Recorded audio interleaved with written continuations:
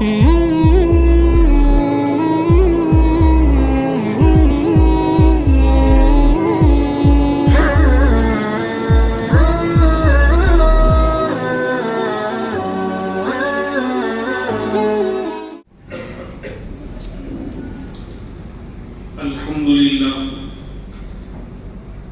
لله كفى وسلام على عباده الذين اصطفى أما بعد فأعوذ بالله من الشيطان الرجيم بسم الله الرحمن الرحيم وإذ ابتلى إبراهيم ربه بكلمات فأتمهن قال إني جاعلك للناس إماما وقال الله تبارك وتعالى إن إبراهيم كان أمة قانتا لله حنيفا وقال الله تبارك وتعالى قلنا يا نار كوني بردا وسلاما على إبراهيم صدق الله العظيم اللهم صل على سيدنا محمد وعلى آل سيدنا محمد وبارك وسلم اللهم صل على سيدنا محمد وعلى آل سيدنا محمد وبارك وسلم اللهم صل على سيدنا محمد وعلى آل سيدنا محمد وبارك وسلم. 1.25 لاکھ کم و بیش انبیاء علیہم السلام میں سیدنا ابراہیم علیہ السلام کا مقام سب سے الگ ہے. آپ کو ابو الانبیاء کہا جاتا ہے اور ہر مذہب والے اپنی نسبت آپ کی طرف کرنا فخر سمجھتے ہیں. ہر مذہب والے اپنا رشتہ اور اپنا تعلق سیدنا ابراہیم علیہ السلام سے جوڑنے پر فخر کرتے ہیں. دین یہودیت ہو، دین عیسائیت ہو، دین اسلام ہو، بلکہ اس کے علاوہ جو باقی ادیان ہیں وہ بھی اپنا تعلق اور اپنا کنیکشن اور اپنی نسبت اللہ کے اس برگزیدہ پیغمبر خلیل اللہ علیہ السلام ابراہیم علیہ السلام سے جوڑنے کو بہت بڑی سعادت کی بات سمجھتے ہیں. گویا ابراہیم علیہ السلام سارے ادیان کا سر چشمہ ہے. ہمارا دین اسلام ملت اس کی فاؤنڈیشن، اس کی بنیاد دین ابراہیم پر رکھی گئی، ملت ابراہیمی پر رکھی گئی. ملت ابراہیم حنیفہ قرآن کریم نے یہ بیان کیا. دیکھو نماز، زکوٰۃ اور حج جو بڑے بڑے بنیادی ارکان ہیں، قربانی، یہ سب اگر ہم دیکھیں گے تو ابراہیم علیہ السلام ہی کی طرف ان کی نسبت ہے، وہیں سے یہ چلا آ رہا ہے. بہرحال ابراہیم علیہ السلام کو ابو الانبیاء بھی کہا گیا. کیوں؟ بنو اسماعیل ہوں کہ بنی اسرائیل ہوں، بنی اسرائیل جو یعقوب علیہ السلام آپ کے پوتے ہوتے ہیں، ان کا لقب تھا اسرائیل. ان کی اولاد کہلائی بنی اسرائیل. بنی کے معنی بیٹوں اور اولاد کے آتے ہیں، تو بنی اسرائیل یعقوب علیہ السلام کی اولاد ٹھہری اور بنی اسرائیل میں لاکھوں نبی آئے. تو ابراہیم علیہ السلام کے پوتے کے ذریعے وہ بنی اسرائیل کا سلسلہ چلا.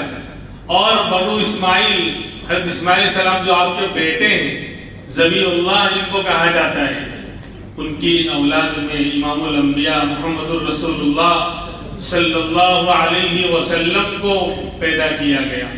تو بہرحال دونوں سلسلے، بنو اسماعیل میں آپ آئے، اکیلے آئے، اور بنو اسرائیل میں لاکھوں انبیاء آئے، سب کا سلسلہ جا کر ملتا ہے ابراہیم علیہ السلام پر. اس لیے قرآن کریم کہہ رہا ہے کہ آپ ایک ذات نہیں تھے، ایک شخصیت نہیں تھے. ان ابراہیم کان امہ، ابراہیم علیہ السلام پوری ایک امت تھے. جسے ہوتا ہے نا دنیا کے اندر، اب بعض لوگ اللہ نے ان کو بڑا نوازا ہوتا ہے، بڑی ان میں خوبیاں ہوتی ہیں، بڑی خوبیوں کے مالک ہوتے ہیں، تو کہا جاتا ہے کہ وہ ایک شخص نہیں، ایک انجمن ہے. وہ ایک شخص نہیں بلکہ پورا ایک کمیٹی اس کے اندر پائی جاتی ہے، پوری ایک امت اور ایک بہت بڑی جماعت اس کے اندر پائی جاتی ہے. وہ یہ بھی کرتا ہے، یہ بھی کرتا ہے، یہ بھی خوبیاں اس کی، یہ بھی خوبیاں ہیں. تو ابراہیم علیہ السلام کا حال ایسا ہی تھا. مختلف انداز سے رب العالمین نے امتحان کے اندر اور آزمائش میں آپ کو اتارا، امتحان لیا، اور الحمدللہ سارے امتحانات میں اللہ کے یہ پیغمبر پورے اعلیٰ نمبر سے کامیاب ہوئے. وَإِذِ ابْتَلَىٰ إِبْرَاهِيمَ رَبُّهُ بِكَلِمَاتٍ فَأَتَمَّهُنَّ. قرآن اعلان کر رہا ہے کہ اپنے رب نے آزمایا، امتحان لیا مختلف طریقوں سے، بِكَلِمَاتٍ الگ الگ انداز سے. کبھی ذات پر مسئلہ آیا، کبھی وطن کی قربانی کا مسئلہ آیا، کبھی جان کی قربانی کا مسئلہ آیا، کبھی اولاد کی قربانی کا مسئلہ آیا، کبھی الگ الگ انداز سے مختلف قربانیوں کا مسئلہ آیا. لیکن اللہ کے پیغمبر ہر قربانی میں پورے کامیاب ہوتے نظر آئے. تو بہرحال ایک تو آپ اولو العزم پیغمبر میں ہیں، 4 بڑے انبیاء ہیں 1.25 لاکھ میں نے تفسیر کے اندر بتایا تھا. اس میں پہلا نام ابراہیم علیہ السلام، اوپر سے چل رہا ہوں میں، ورنہ سب سے بڑے تو ہمارے آقا ہیں سب سے بعد میں، لیکن سب سے بڑے آپ ہیں اور ابراہیم علیہ السلام ہیں، موسیٰ علیہ السلام اور عیسیٰ علیہ السلام. یہ 4 اولو العزم پیغمبر کہلاتے ہیں، بڑے بلند مقام اور مرتبے والے. بہرحال ابراہیم علیہ السلام جب پیدا ہوئے، جس گھرانے میں بابل اور نینوا کا عراق کا وہ شہر ہے، برہمن قوم وہیں سے آئی تھی، اور برہمن بھی ابراہیم ہی سے نکلا ہے. وہ لوگ بھی اپنی نسبت ادھر کرتے ہیں، تو یہ قوم بھی وہی عراق کے بابل شہر سے ہی آئی، جس شہر کے اندر آپ نے دنیا میں آنکھیں کھولی. آپ پیدا ہوئے، اور پیدا بھی ہوئے تو یہ اللہ کی شان ہے، یہ اللہ کا نظام ہے کہ اتنے بڑے پیغمبر کو اللہ نے پیدا کیا تو ایک بت پرست گھرانے میں. بت پرست بھی تھا باپ، بت گر بھی تھا، بت بناتا بھی تھا اور بتوں کی پوجا بھی کرتا تھا. پوری قوم بت پرستی کے اندر مبتلا تھی. جب آنکھیں کھولی، تھوڑا شعور بیدار ہوا، تھوڑی سمجھ آئی. وَإِذْ قَالَ إِبْرَاهِيمُ لِأَبِيهِ آزَرَ أَتَتَّخِذُ أَصْنَامًا آلِهَةً إِنِّي أَرَاكَ وَقَوْمَكَ مِنَ الضَّالِّينَ. کہ جب تھوڑا شعور، تھوڑی سمجھداری آئی تو اپنے باپ سے آزر، اس کا نام قرآن کریم نے بیان کیا ہے، تو آزر سے کہنے لگے ابراہیم علیہ السلام، ابھی چھوٹے ہیں، پورے طور پر جوان بھی نہیں ہوئے، کہ آپ بتوں کو بنا کر اس کو خدا مانتے ہیں، آپ بت بناتے ہیں، مورتیوں کو بناتے ہیں پتھروں کو تلاش کر کے. انی اراک وقومک، کہ میں آپ کو اور آپ کی قوم کو سراسر گمراہی میں دیکھ رہا ہوں. اللہ کا پیغمبر بچپن سے معصوم ہوتا ہے. اللہ نے ہر نبی کو، یہ اہل سنت والجماعت کا عقیدہ ہے کہ نبی بننے سے پہلے ہی اللہ نے گناہوں سے پاک اور معصوم رکھا ہے. تو ابھی شعور، سمجھداری آ رہی ہے، ابھی بالغ اور بڑے بھی نہیں ہوئے، صرف سمجھدار ہوئے، اور یہیں سے دعوت شروع ہو گئی. اور اپنے والد کو کہا کہ یا ابتی لم تعبد ما لا يسمع ولا يبصر ولا يغني عنك شيئا. آپ کس کی عبادت کر رہے ہیں، کس کو پوج رہے ہیں، کس کے سامنے جھک رہے ہیں، جو نہ سنتے ہیں نہ دیکھتے ہیں اور آپ کو کوئی فائدہ بھی نہیں پہنچا سکتے. ولا يغني عنك شيئا. بہت ہی پیارے انداز میں، اے میرے والد، اے میرے پیارے ابا، بار بار یہ جملہ یعنی بہت اچھی نرمی کے ساتھ سمجھا رہے ہیں. ابھی چھوٹے ہیں لیکن سمجھداری اور حکمت اللہ نے عطا فرما رکھی ہے. تو اگر بات سلیقے سے کہی جائے تو بری کڑوی بات بھی اچھی لگتی ہے، اور بندہ قبول نہ کرے تو کم سے کم سیرنڈر ضرور ہو جاتا ہے، مانے نہ مانے لیکن خاموش ضرور ہو جاتا ہے. تو یہ انداز اختیار کیا، یا ابتی انی اخاف ان یمسک عذاب، کہ مجھے ڈر ہے کہ اگر آپ نے بتوں کی پوجا نہیں چھوڑی اللہ کا عذاب آپ کو آ جائے گا. شیطان نے آپ کو ورگلا رکھا ہے. لیکن پوری قوم اور باپ سب بت پرستی کے اندر مبتلا تھے. تو بجائے قبول کرنے کے، بجائے آپ کی بات کے ماننے کے، الٹا اللہ کے پیغمبر کو دھمکی دے رہے ہیں کہ اگر تم باز نہ آئے لَأَرْجُمَنَّكَ وَاهْجُرْنِي مَلِيًّا، ہم تمہیں جو ہے مار مار کے پتھر مار مار کے ختم کر دیں گے، دھمکی، یا ہم تمہیں گھر سے نکال دیں گے، وَاهْجُرْنِي مَلِيًّا، ہمیں اپنے حال پر چھوڑ دیجیے، ہم جو کر رہے ہیں ہمارے حال پر چھوڑ دیجیے۔ لیکن اللہ کے پیغمبر وعدہ کر رہے ہیں کہ اب بھی میں اللہ سے آپ کے لیے دعا کروں گا۔ کافر کے لیے ہدایت کی دعا کی جا سکتی ہے، مغفرت کی دعا نہیں کی جا سکتی۔ گناہوں سے معافی اور مغفرت کے لیے ایمان شرط ہے۔ اگر کفر پر کسی کا انتقال ہو گیا تو اس کے گناہوں کی معافی کی دعا کرنا یہ جائز نہیں، لیکن ہدایت کی دعا ہر کافر کے لیے، ہر ایک کے لیے آپ کر سکتے ہیں کہ اللہ فلاں کو ہدایت عطا فرما، فلاں کو ایمان عطا فرما۔ تو کہا کہ میرے ابا بھلے آپ انداز اچھا نہیں اختیار کر رہے ہیں اور مجھے دھمکی دے رہے ہیں، لیکن میں تو آپ کے ساتھ خیر خواہی کروں گا، میں اللہ سے دعا کروں گا۔ بہرحال پھر ایک واقعہ پیش آیا کہ ان کی قوم بتوں کو بھی پوجتی تھی اور ستاروں کو بھی، ستارے، چاند، سورج، ستارے، یعنی سورج نمسکار کرتی تھی۔ یہ کوئی نیا مسئلہ نہیں ہے، وہ قوم آئی، برہمن آئے وہیں سے ہیں، تو پھر وہی سارا طریقہ قرآن نے پہلے ہی بیان کر دیا۔ اب یعنی ستاروں کو پوجنے والی قوم تھی، چاند کو پوجنے والی اور سورج کے سامنے جھکنے والی، سورج نمسکار کرنے والی قوم تھی۔ اب اللہ کے پیغمبر نے عجیب و غریب انداز اختیار کیا۔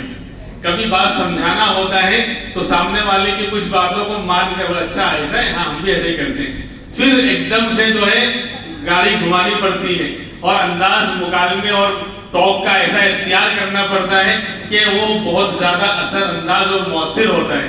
تو یہی انداز قرآن کریم میں انہوں نے اختیار کیا۔ فَلَمَّا جَنَّ عَلَيْهِ اللَّيْلُ رَأَىٰ كَوْكَبًا، جب رات اندھیری آ گئی، رات کا اندھیرا چھا گیا تو آسمان پر ستاروں کو دیکھا، وہ چمک رہے تھے۔ شہروں میں کم چمکتے ہیں، دیہاتوں میں زیادہ چمکتے ہیں، یعنی چمکتے تو ہر جگہ ہیں لیکن نظر شہروں میں کم آتے ہیں۔ خیر، تو جب رات کا اندھیرا ہوا، رات کے بعد ستارے کو دیکھا کہ وہ چمک رہا ہے، تو قال ھذا ربی، قوم کو کہا کہ دیکھو یہ میرا بھی رب ہے۔ قوم سمجھے کہ شاید یہ بھی مان گئے ہیں، اب سب جمع ہو گئے۔ جب کوئی نوینتا ہوتی ہے، عجیب و غریب معاملہ ہوتا ہے تو لوگ اس کی طرف متوجہ، آپ منع کریں گے تو بھی دیکھنے جائیں گے کہ وہاں جانا نہیں، وہاں پر جو ہے نا بھینس نے جو ہے ایک پاؤں سے جو بس کو اٹھا لیا ہے، بولے جانا نہیں ورنہ وہ بس پھینک کے مار رہی ہے، تو بولے نہیں دور سے دیکھ کر آ جائیں گے۔ منع کیا نا، اس لیے اب جائیں گے ضرور، دور سے دیکھ کر آ جائیں گے، لیکن جائیں گے اب۔ تو کوئی عجیب و غریب معاملہ ہوتا ہے تو لوگ اس کی طرف، یہ انسان کی فطرت ہے، اس کی طرف بندہ مائل ہوتا ہے، بولے بھلے منع کر رہے لیکن دور سے دیکھ کر آ جائیں گے، تو کیا ہوگا؟ کچھ بھی نہیں ہوگا، دیکھ کر آ جائیں گے۔ تو اب جب یہ کہہ رہے ہیں کہ ھذا ربی، کہ وہ لونڈا، وہ لڑکا جو کل ہمیں بت پرستی سے روک رہا تھا، آج کہہ رہا ہے یہ میرا رب ہے، ستاروں کو دیکھ کر تو سب جمع ہو گئے۔ یہ انداز یعنی لگتا ہے کہ شاید یہ بچہ بھی ہماری بات مان گیا ہے اور ستاروں کو رب مان رہا ہے۔ قال ھذا ربی، اب کیا ہوا؟ رات کو تو ستارہ نکلا ہوا ہوتا ہے، جب صبح ہونے لگی اور آفتاب نکلنے کا وقت ہوا تو ستارہ کیا ہو گیا؟ ڈوب گیا۔ فلما افل، جب ستارہ بے نور ہو گیا اور وہ ڈوب گیا، قال انی لا احب الآفلین، تو کہا کہ بھائی میں رب تو مانتا تھا لیکن دیکھو یہ تو ڈوب گیا اور ڈوبنے والے کو میں پسند نہیں کرتا۔ جو خود بے نور ہو گیا، خود کی طاقت ختم ہو گئی، بے نور ہو گیا، تو ایسے ڈوب جانے والے اور بے نور ہو جانے والے کو میں پسند نہیں کرتا۔ جب پسند نہیں کرتا تو رب اور خدا ماننا تو بہت دور کی بات، پہلے تو محبت اور پسند آئے گی، پھر خدا کی خدائی آئے گی۔ پسند ہی نہیں کر رہا ہے تو خدا کیسے مانے گا؟ تو کہا کہ میں پسند ہی نہیں کرتا، تو آپ بولے یہ تو دھت طریقے، یہ تو بہت ہی اچھے انداز میں، ایک پریکٹیکل انداز میں، ایک سامنے نظر آنے والے انداز میں ایک ایسی نشانی اور ایسی دلیل اللہ کے نبی نے چھوٹے ہیں ابھی یہ پیش کر دی کہ اگر واقعی بندہ عقل لگتا ہے سمجھ جائے گا کہ ستارہ خدا بننے کے لائق نہیں، جو ڈوب جائے، جو خود غائب ہو جائے، وہ کیسے ہمیں نفع پہنچائے گا، وہ کیسے مخلوق کی رہنمائی کرے گا۔ لہذا بہت سے لوگ سمجھ گئے ہوں، سمجھنے والے۔ پھر کیا ہوا؟ فلما رأى القمر بازغا قال هذا ربی. اگلی رات کو چاند نظر آیا، 14ویں رات کا چاند وہ اور زیادہ روشن چمک رہا ہے. قال هذا ربی، کہنے لگی یہ میرا رب ہے، یہ تو اس سے ستاروں سے زیادہ چمکدار ہے.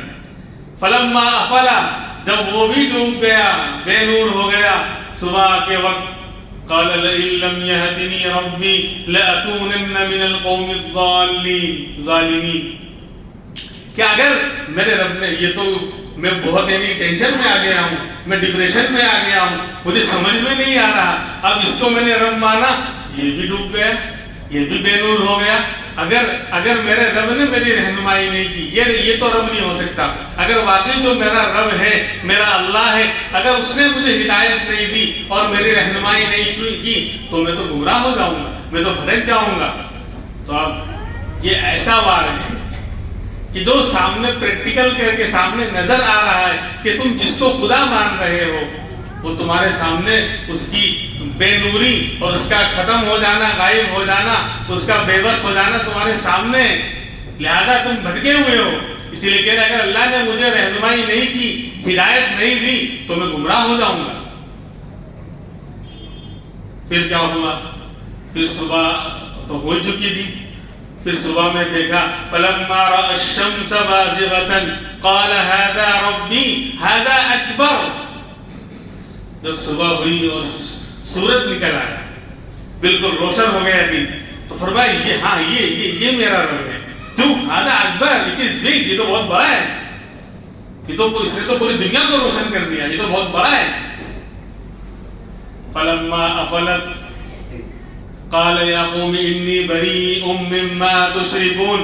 جب شام ہوئی اور شمس الدین بھائی بھی چلے گئے، سورج بھی غروب ہو گیا، ڈوب گیا، تو کہا کہ اے میری قوم، اب تم نے دیکھ لیا ستاروں کا انجام، چاند کا انجام اور سورج کا انجام دیکھ لیا. قال یا قوم انی بریء مما تشرکون، میں ان تمام باتوں سے اپنے آپ کو دور رکھتا ہوں، برات کا اظہار کرتا ہوں، بری ہوں جس کو تم اللہ کے ساتھ شریک کرتے ہو. یہ سب خدا نہیں ہو سکتے. یہ انداز اتنا مؤثر تھا کہ بہت سے لوگ جو سمجھ عقل رکھتے تھے اور سمجھنا چاہتے تھے، یقیناً انہوں نے چھوڑ دیا ہوگا. ان کے دل میں یہ بات تو آ گئی ہوگی، نہ ماننا وہ تو ہر دھرمی اور ضد ہو سکتی ہے، اس لیے نہیں مانا. لیکن دلیل کی دنیا میں، دلائل کی دنیا میں اور سمجھانے کی دنیا میں اہل حق کا کوئی مقابلہ نہیں کر سکتا. آج بھی قیامت کی شام تک اہل حق، اہل دیوبند اور اہل حق، اہل سنت والجماعت دلائل اور علم کی روشنی میں ان سے جو ٹکرائے گا وہ چکنا چور ہو جائے گا. ہاں باطل جو ہے، جو حق کے مقابل میں، اسلام کے مقابل میں جو باطل ہے، وہ پھر وہ طاقت اور دنیا کا زور لے کر، دنیا کی طاقت کے بل بوتے پر تو وہ جو ہے حق کو مغلوب کرنا چاہے گا. لیکن دلائل اور بات اور مذاکرہ اور مناظرے کے اندر علم کی روشنی میں کبھی بھی اہل حق کو کوئی جھکا نہیں سکتا. بہرحال آپ کہو گے وہ دو چار نمونے تو آتے ہیں، وہ اس پہ ڈیبیٹ میں وہ ان سے سوال ہوتا ہے اسلام کے بارے میں تو وہ چاروں خانے چیت ہو جاتے ہیں. یہ سوال کرنے والے سب سے بڑا بیوقوف اور الو ہوگا. کرائے کے ٹٹو کیا جانے، وہ اسلام کی ترجمانی کرنے آ گئے، جن کا چہرہ، لباس، کوئی کسی بھی طرح سے ان کا مسلمان ہونے میں شک ہوتا ہے بعض مرتبہ کہ کرائے کے ٹٹو کو خرید لیا ہے اور جا کر جو ان سے ڈیبیٹ کروائے جا رہے ہیں اور ہم سمجھ رہے ہیں اسلام کی ترجمانی کریں. پہلی بات تو صحیح لوگ وہاں جائیں گے ہی نہیں. بہرحال وہ مسئلہ دوسرا ہے. تو ابراہیم علیہ السلام نے اس انداز سے قوم کو سمجھایا. پھر آگے مسئلہ دوسرا پیش آیا. دیکھیے چل رہے ہیں، بائی پاس سے گزر رہے ہیں، کہاں تک گاڑی پہنچتی ہے انشاءاللہ آئندہ ہفتے. پھر ایک واقعہ پیش آیا. ان کا ایک فنکشن ہوتا تھا سالانہ، جو میلہ لگتا تھا. میلے میں کیا تھا، وہ میلہ اس کا ایمان میلہ ہو جاتا ہے. آج بھی آج کے میلے میں بھی جائے گا اس کا ایمان، یعنی ظاہر بھی میلہ ہوگا، اندر کا بھی میلہ ہوگا جو میلے میں گیا ہوگا. خیر اللہ ہم کو ظاہر اور باطن کو میلہ کرنے سے، میلے میں جانے سے بچنے کی توفیق عطا فرمائے. تھوڑے لوگوں نے بولا الحمدللہ. چلیے اللہ قبول کر لے گا، قبولیت کی گھڑی ہے. ہاں اچھے کاموں میں آمین کہنا کوئی مسئلہ نہیں ہے. تو ان کا میلہ لگتا تھا, سالانہ فنکشن ہوتا تھا, تو وہ اپنے بتوں کے نام پر وہاں جا کر سارے کام اور الٹی سیدھی حرکتیں کرتے تھے. تو سب جانے لگے, پورا یعنی سالانہ میلہ ہے, سالانہ عرس ہے پیر صاحب کا, منگل صاحب کا. تو اب پورا جو ہے پوری قوم جا رہی ہے, اللہ کا یہ پیغمبر جوان ہے, اور سب کو معلوم ہے کہ انہوں نے 2-3 مرتبہ جو معاملہ ایسا ہو چکا ہے کہ بتوں کو برا بھلا کہہ چکے ہیں اور شرک سے کفر سے بیزاری کا اظہار کر چکے ہیں. قوم نے کہا چلو ابراہیم تم بھی چلو. کہا میں نہیں آتا. بولے کیوں؟ فقال انی سقیم, میں تو بیمار ہوں, میری طبیعت خراب ہے, تم لوگ چلے جاؤ. اب اس آیت کی بولے یہ جھوٹ بولا ابراہیم علیہ السلام نے, میں دونوں طرح سے جواب دوں گا. کہتے کہ بیمار نہیں تھے, پھر بھی کہا انی سقیم, میں بیمار ہوں. بیمار نہیں تھے, جو کہہ رہے ہیں بیمار نہیں تھے وہ دلیل پیش کریں. کہاں یہ لکھا ہوا ہے کہ میں بیمار, یعنی وہ بیمار نہیں تھے؟ سمجھ رہے ہیں؟ کسی بھی تفسیر میں اس آیت کی روشنی میں مولانا عبد الماجد دریابادی رحمۃ اللہ علیہ, تھانوی نے, علامہ تھانوی نے انہیں بہت ہی کام کا بنا دیا. وہ خود کہا کرتے تھے اگر علامہ تھانوی کا در نہ ملتا, اللہ والوں کا در نہ ملتا, تو عبد الماجد دریابادی تو دہریہ بن چکا ہوتا. بہت شاندار, یعنی اعلیٰ تعلیم یافتہ تھے, بہت گریجویشن یعنی بہت اعلیٰ درجے کی تعلیم تھی, اور وہی دنیاوی اعتبار سے وہ جو عقلی علوم, فلسفہ اور یہ اور وہ, یہاں اس کے بیان کرنے کا موقع نہیں ہے. تو وہ پڑھ پڑھ کر جو ہے انسان کا ذہن خراب ہوتا ہے. تو علامہ تھانوی کے در پر آئے تو پھر اللہ والے بنے اور شاندار تفسیر ماجدی تفسیر کی کتاب لکھی ہے, اور بھی بہت شاندار کتابیں لکھی ہیں, اور عربی اردو ادب تو بہت شاندار تھا. لکھنؤ کے رہنے والے, دریا آباد وہ جو ہے بارہ بنکی کے پاس میں ہے. خیر, تو تفسیر ماجدی میں حضرت نے لکھا ہے کہ یہ کہاں لکھا ہوا ہے کسی تفسیر کے اندر کہ بیمار نہیں تھے. ہاں بیمار نہ ہونا ثابت ہوتا اور پھر کہتے بیمار ہوں, تو پھر کوئی اس کا کوئی تعویل کرنے اور کچھ یعنی بات کو بنانے کی ضرورت تھی. لیکن کہہ رہے بیمار ہوں تو سکتا بیمار ہوں, کیونکہ بیمار نہیں ہونا کہیں ثابت نہیں ہے. بھائی دن ہے, رات نہیں ہو, رات کا نہ ہونا ثابت ہی نہیں کہ رات ہے, رات تو دن ہے. سمجھ میں نہیں بات؟ تو کہا میں بیمار ہوں, اور اگر کہتے کہ نہیں بیمار نہیں تھے پھر بھی بولا میں بیمار ہوں, تو آپ کا دل دکھتا تھا. جب وہ لوگ بت پرستی کرتے تھے اور بتوں کی پوجا کرتے تھے, اللہ کے علاوہ غیر اللہ کے سامنے جھکتے تھے, تو آپ کا دل دکھتا تھا, دل میں درد ہوتا تھا اور دل جلتا تھا, آپ ٹینشن اور ڈپریشن کا شکار ہوتے تھے. اور آج سب سے بڑی بیماری یہی تو ہے, ہر 10 میں 3-4 بندے جو ہے وہ ڈپریشن کا شکار ہو رہے ہیں. یہی تو ہے. کورونا کے بعد سے اور زیادہ, کورونا کے بعد سے اور زیادہ آ گیا رونا. ایسا آیا, پتہ نہیں کیسے آیا تھا کورونا. خیر, یعنی ڈر گئے لوگ. اندرونی صحت کے معاملے میں بہت زیادہ لوگ یعنی اوور یعنی کیا کہتے ہیں کیئر کرنے لگے, جتنا نہیں کہ اس سے زیادہ کرنے لگے. کاش اتنا پڑھنے پڑھانے میں اور کیا کہتے ہیں ذکر و اذکار میں اور اللہ سے تعلق کرنے میں, عبادتوں میں لگاتے, جتنا دوائیوں اور ڈاکٹر کے مشوروں میں لگا دیں. منع نہیں ہے, لیکن زیادہ اس طرف جھک گئے, اس لیے بہت زیادہ لوگ اسی کے اندر پڑے ہوئے. بہرحال تو کہتے ہیں میں بیمار ہوں. اب قوم چلی گئی.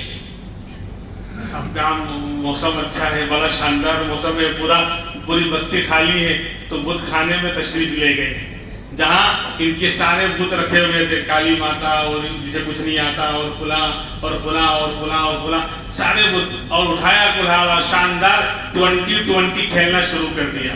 اب آج کی زبان میں لوگ کو زیادہ سمجھ میں آئے گا. دھڑا دھڑ جو ہے 6 اور چوکے ہی لگا رہے, دھڑا دھڑ توڑنا, اور سب کا پوسٹ مارٹم, مرے ہوئے کا پوسٹ مارٹم ہوتا ہے, وہ مرے ہوئے تھے پہلے سے, سب کو توڑ پھوڑ کے جو گرو گھنٹال تھا بڑا والا بت اس کو باقی رکھا تاکہ وہ گواہی دے سکے, اور کلہاڑا اور وہ ہتھیار اسی کے اندر اسی کے اوپر رکھ کر چلے آئے. اب جب قوم آئی, من فعل بآلیتنا ھذا, جب قوم آئی تو کہنے لگی کہ یہ کس نے ہمارے بتوں کی تربت بنا رکھی ہے, ہمارے خداؤں کو کس نے توڑ پھوڑ کے رکھا ہوا ہے.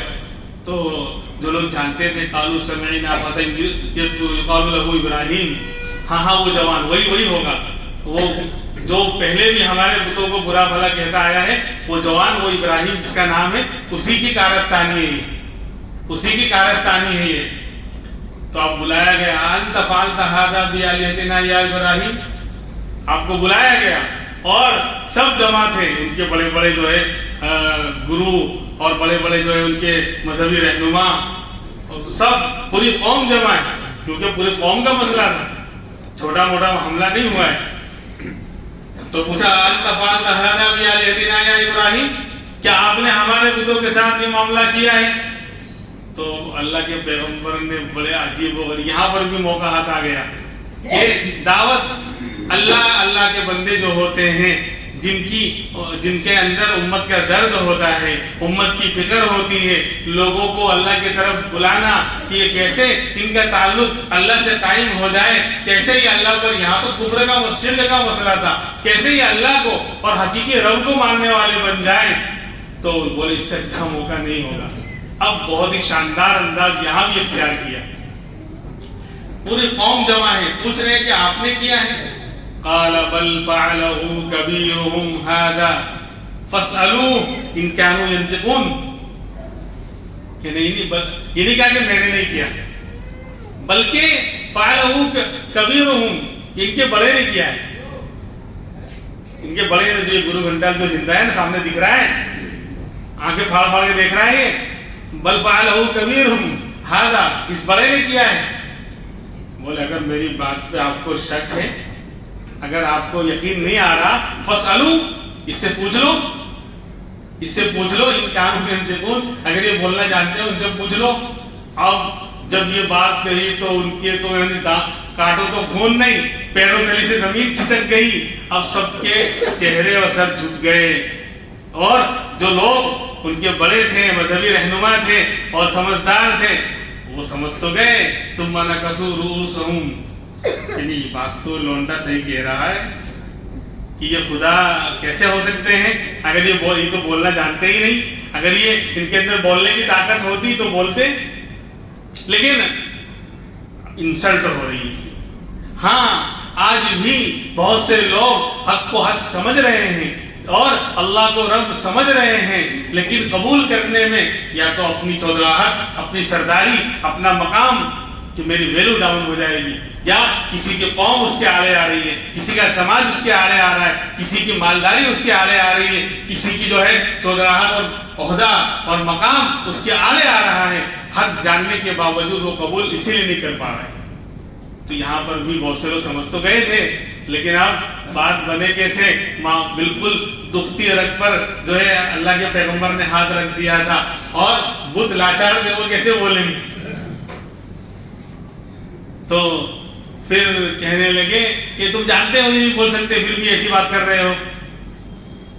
تو کہا کہ افتعبدون من دون اللہ ما لا ينفعکم ولا يضرکم، پھر اب تو اور زیادہ دیکھا کہ ان کی لاچاری اور بے بسی، یعنی کوئی معقول بات ان سے بن نہ سکی، کوئی معقول جواب نہیں آ سکا، اور ایسے ہی ہوگا اگر اہل حق پر جم جائیں گے اور حق بات کو سامنے رکھیں گے، اور واقعی حق اور باطل کا مقابلہ صحیح طریقے پر ہوگا، ڈیبیٹ والا نہیں، وہاں تو آپ کو بولنے ہی نہیں دیا جائے گا میرے بھائی، آپ بول ہی نہیں پائیں گے۔ تو اہل حق کے ساتھ اور صحیح معنی میں آزاد فضا کے اندر اگر حق اور باطل کا مقابلہ ہو، اور واقعی اہل حق میں یعنی حق کے جاننے والے علماء جو ماہرین ہیں وہ ہوں، تو کوئی ان کے سامنے ٹک نہیں پائے گا، اور پھر باطل جو ہے وہ بے تکی الٹی سیدھی باتیں کرے گا۔ یہاں پر بھی یہی ہوا، اللہ کے پیغمبر کو جب دیکھا کہ کوئی معقول جواب نہیں بن پا رہا ہے، تو اور موقع ہاتھ آ گیا، کہا کہ تم اس کی بندگی کر رہے ہو جو تم کو نہ نفع پہنچاتے ہیں نہ نقصان پہنچا سکتے ہیں، ایسے کو ماننا یہ تو بیوقوفی ہے۔ اُفِّل لَكُمْ اُفِّل لَكُمْ، تم پر اف ہے، تم پر افسوس ہے، اور تمہارے ان خداؤں پر بھی افسوس ہے۔ اُفِّل لَكُمْ وَلِمَا تَعْبُدُونَ مِن دُونِ اللَّهِ، کہ تم پر بھی اف اور افسوس ہے، اور تمہارے ان خداؤں پر بھی افسوس اور اف ہے۔ اب تو اور زیادہ جو یہ بوکھلا گئے، کیونکہ اب کوئی جواب ہی نہیں ہے، اور یہ ہمیشہ ہوتا رہا ہے۔ جب حق کے مقابل میں باطل جو ہے چاروں کھانے چت ہو جاتا ہے، لاجواب ہو جاتا ہے، اور اسے کوئی دلیل اور جواب بن نہیں پڑتا، تو پھر وہ طاقت اور دھمکی کا سہارا لیتا ہے. وہ طاقت، دنیا کی طاقت استعمال کرتا ہے، پاور استعمال کرتا ہے حق کو دبانے کے لیے. تو کہا قالوا حرقوه وانصروا آلهتكم. تو لوگ کہنے لگے بہت ہو گیا اس کا، بہت زیادہ بڑبڑ کر رہا ہے. میں بڑبڑ کر رہا ہے لیکن تو جواب دو نا، جواب تو دو. جیسے آج کل بھی یہ مسئلے ہمارے گھروں میں ہوتے ہیں. چھوٹے کا بولنا گناہ نہیں ہے، غلط بولنا گناہ ہے. اور ایسا تھوڑی ہم نے کیا بولا رہا، کیا ہوا کہ ساس سسر ہیں، بہو ہیں، تو بہو کوئی اپنی صفائی میں کوئی بات بولنا چاہے تو بول بھی نہیں سکتی، زبان چلا رہی ہے، بڑوں سے بولتی ہے. تو کیا بڑوں سے غلطی نہیں ہو سکتی کیا؟ بھائی بڑے ہیں ٹھیک ہے، لیکن کسی معاملے میں چلو ٹھیک ہے، 100 باتوں میں 90% تو آپ صحیح رہتے ہیں، آپ بڑے ہیں، سمجھدار ہیں، لیکن 2-4 باتیں غلط تو ہو سکتی ہیں کہ نہیں؟ سمجھنے میں، چلو جان بوجھ کر نہیں، سمجھنے میں غلطی ہو گئی تو آپ چھوٹی بیٹا ہے، بیٹی ہے یا بہو کہہ رہی کہ ابا ایسا نہیں، ایسا تھا، خطرناک طریقے سے کہتے ہیں کہ وہ تو بیچاری قیامت کی شام تک جو بولے گی. ایسا نہیں ہونا چاہیے. تو یہاں پر بھی یعنی بولنا یہ غلط نہیں ہے، بولے زبان چلاتی ہے، زبان چلانے سے تھوڑی بولتے ہیں. غلط بولنا، چلانا، غلط بولنا، بے ادبی کرنا، یہ غلط ہے. آپ کو غلط بول رہی ہے یا زور سے بول رہی ہے، چلا رہی ہے، ادب سے بات. لیکن اگر ادب سے بول رہی ہے نہیں امی جان ایسا نہیں، ایسا ہوا ہے، بات یوں تھی، بولے تمہاری بہو بہت بڑھ گئی ہے، تیری بیوی جو ہے، تیری لگائی، تیری چھوڑوں، اس کو نہیں چھوڑوں. تو یہاں پر جو ہے جب چاروں کھانے وہ چت ہو گئے تو اب طاقت کا سہارا کہ ہر کو بس بہت ہو گیا، بہت بڑبڑ کر رہی ہے، بہت بول رہا ہے. آج بڑبڑ نہیں کر رہے تھے، تو صحیح بول رہے تھے. تو بہو بیچاری صحیح بتا رہی تھی، لیکن اب آپ کو سننا ہی نہیں ہے. تو میں نے بات کہاں سے کہاں جوڑی، لیکن وہ بات صحیح ہے، بالکل ایسا ہو رہا ہے بہت سے گھروں میں. تو حرقوہ، اس کو جلا دو، اب بہت ہو گیا. اب طاقت اور پاور کہ ہمارے سامنے بول رہا ہے حرقوہ، کہ اس کو جلا دو. اور وانصروا آلہتکم، اب بھی ان کی مت ماری گئی. اب بھی کیا کہہ رہے ہیں، اپنے خداؤں سے مدد لے لو. اب یہ سب تو مرے پڑے ہیں نیچے ہیں، ان سے مدد لے گا. وہ گرو گھنٹال وہ تو اس پر دیا کر کے چھوڑ دیا تھا تاکہ یہ دلیل پیش کرنے میں آسانی رہے. تو کہا کہ اپنے خداؤں سے مدد لے لو اور جلا دو. پھر کیا ہوا، تاریخ کی وہ عظیم الشان آگ جلائی گئی. تاریخ نے وہ آگ آج تک نہیں دیکھی. مہینوں تک اس کی تیاریاں ہوئی، کئی دنوں تک، اور ہزاروں بندوں کو لگایا اور لکڑیاں لاتے. تو نمرود تک بات پہنچ گئی، پارلیمنٹ تک بات پہنچ گئی، بادشاہ تک، کہ ایک آدمی قوم کے خلاف کر رہا ہے، قوم کے خلاف جو کر رہا ہے وہ دہشت گرد ہے. لا حول ولا قوت الا باللہ. قوم کی جو ہے سکون چین کو اس نے غارت کر رکھا ہے. تو بولے بس ٹھیک ہے، اس کے خلاف پارلیمنٹ میں بل پاس ہو رہا ہے، ایکشن لیا جائے گا. تو اب جب بادشاہ کا آرڈر تھا، نمرود کا، جو خدائی کا دعویٰ بھی کرتا تھا، تو مہینوں تک آگ جلائی گئی. آگ جلانے کے بعد کتنی خطرناک آگ تھی، بعض تفسیروں میں لکھا ہے کہ اتنی خطرناک آگ تھی اس کو کہ آسمان پر اگر پرندہ اڑتا اس آگ کے اوپر سے تو جل کے نیچے گر جاتا. اس کی لپٹیں اتنی اوپر اٹھ رہی تھی اور قریب میں جانا مشکل تھا. تو گوفن کے اندر، جسے آج گوفن بنا کے جو پتھر پھینکتے ہیں نا، اس طرح بڑی گوفن تیار کی گئی. کئی لوگوں نے گھما کر اللہ کے پیغمبر کو اس آگ میں دور سے پھینکا ہے. جو بھی طریقہ ان کا رہا ہوگا، لیکن قربان جائیے ابراہیم علیہ السلام کی استقامت پر، ان کے عزم و استقلال پر، ان کی جو ہے پختہ ارادے پر، ان کے اللہ کے توکل پر، اللہ کے یقین پر. ایک طرف ایک بندہ، ایک خلیل اللہ، اللہ کا خلیل ایک طرف ہے جو لا الہ الا اللہ کی صدائیں بلند کر رہا ہے، دوسری طرف پورا کفر ہے، پورا شرک ہے، پورا ملک ہے، بادشاہ ہے، اس کی طاقت ہے، پوری قوم اس کے ساتھ ہے. آزمائش آئی، یہ بہت بڑی آزمائش کہ جان سامنے جانے والی ہے، خطرہ ہے. اور فرشتے آ گئے، فرشتے آ گئے. واقعی ٹائم کے بھی فرشتے آ گئے. میں تو سوچا تھا کہ وہ زیبا والے واقعے تک پہنچ جاؤں گا، ابھی تو ہم آدھے رستے بھی پہنچے ہیں، بائی پاس سے گزر گئے تو بھی ٹریفک جام ہو گیا. خیر آئندہ ہفتے کریں گے، ابھی تو 2 جمعہ اور آئے گا انشاءاللہ، پھر بقرعید ہوگی۔ تو اب فرشتے آئے، پانی کا فرشتہ آیا اور دوسرے حضرت جبریل آ گئے کہ آپ کہو تو ہم آگ بجھا دیں۔ بولے نہیں، میرا اللہ دیکھ رہا ہے۔ بولے بالکل دیکھ رہا ہے، تو اللہ کے لیے قربانی دے رہا ہوں۔ میرے اللہ کو، میرے رب کو بچانا ہوگا تو وہ بچا کر رہے گا، اور اگر میرے رب نے فیصلہ کر لیا ہے کہ مجھے آگ میں جلنا ہے تو مجھے تمہاری مدد کی کوئی ضرورت نہیں ہے، وہ جلا کر رہے گا۔ اللہ کے لیے قربانی دے رہا ہوں تو نگاہ اللہ پر ہے، میرا رب دیکھ رہا ہے، اسے بچانا ہوگا۔ یہ آج بھی ہو جو ابراہیم سے ایمان پیدا، آج بھی ہو جو ابراہیم سے ایمان پیدا، آگ کر سکتی ہے انداز گلستہ پیدا، وہ ایمان پیدا۔ اب تو زیادہ میرے بھائیوں، اب جو حالات آ رہے ہیں اس کی روشنی میں یہ بیان اور یہ بات اور یہ واقعہ اور زیادہ مضبوطی سے سن کر اپنے دل کو اور اپنے دماغ کو اور زیادہ مضبوط کرنے کی اور اپنے یقین کو اور زیادہ مضبوط کرنے کی ضرورت ہے۔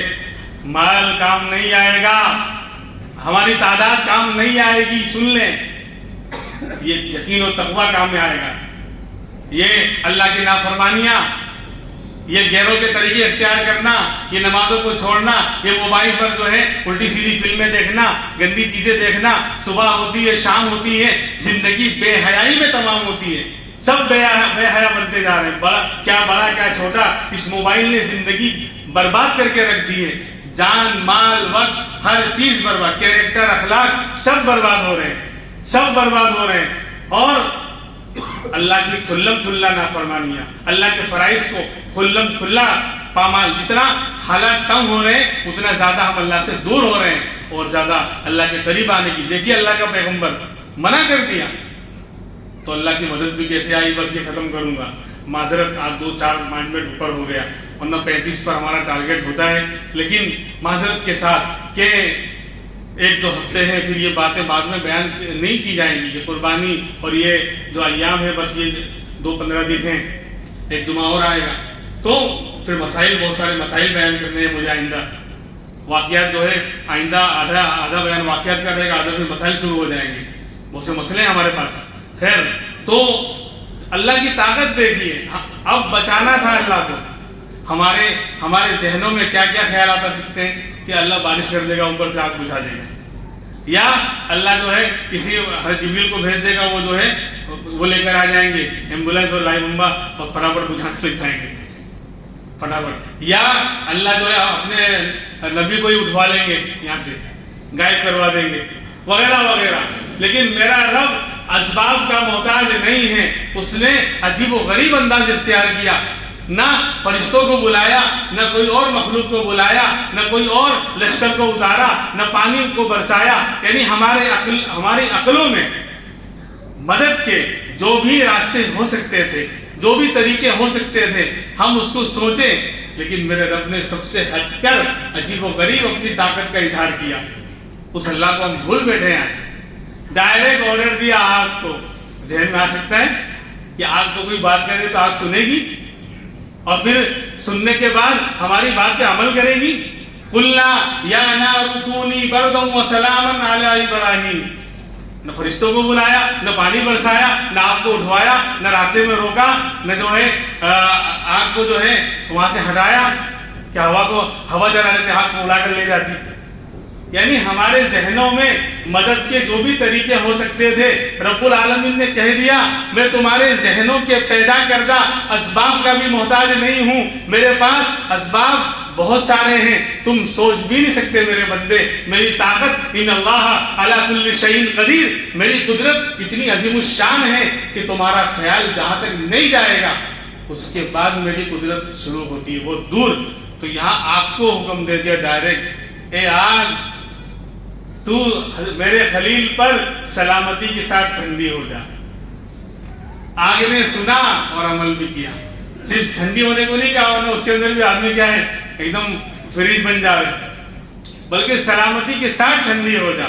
یہ اللہ کی طاقت ہے، وہی اللہ کل بھی تھا، آج بھی ہے اور قیامت تک رہنے والا ہے۔ میرے بھائیوں، اس اللہ کا خیال کر لو۔ ہاں، فَفِرُّوا إِلَى اللَّهِ، چلو اللہ کی طرف، آ جاؤ اللہ کی طرف اور اللہ سے لو لگا لو۔ فرائض کا اہتمام، نمازوں کا اہتمام، گناہوں سے اگر ہم بڑے بڑے کام نہیں کر پا رہے ہیں، کم سے کم گناہوں سے، موبائل پر اپنے آپ کو گناہوں سے بچائیں، گناہوں سے بچائیں، اپنی جان مال وقت کو جو ہے صحیح جگہ لگائیں۔ جان بھی قیمتی ہے، مال بھی قیمتی ہے، اور ہمارا وقت اس سے زیادہ قیمتی ہے۔ اللہ تبارک و تعالی عمل کی توفیق عطا فرمائے۔ اب ایک دو اعلان تھے۔ ایک تو ماشاءاللہ آپ حضرات نے جو ہے گزشتہ بھی میں نے 15 دن پہلے اعلان کیا تھا کہ بھئی لائٹ کے بل کا مسئلہ ایسی جو ہے الحمدللہ چل رہی ہے، اور بڑے سکون کے